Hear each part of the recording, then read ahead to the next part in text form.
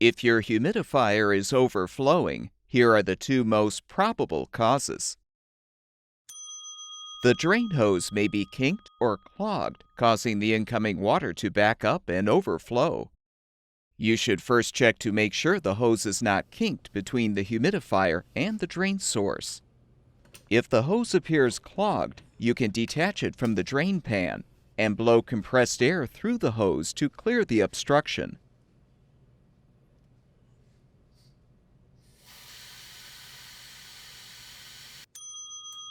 The humidifier's drain pan could be obstructed due to the buildup of mineral deposits. Remove the pan or detach the necessary panels or housing to access the pan.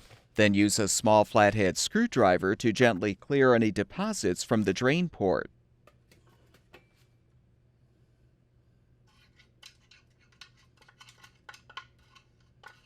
If necessary, you can replace the old drain pan with a new one.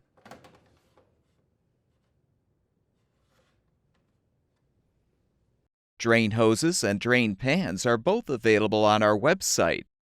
Be sure to enter the full model number of your product in our website search bar to find the specific replacement part that will fix your humidifier.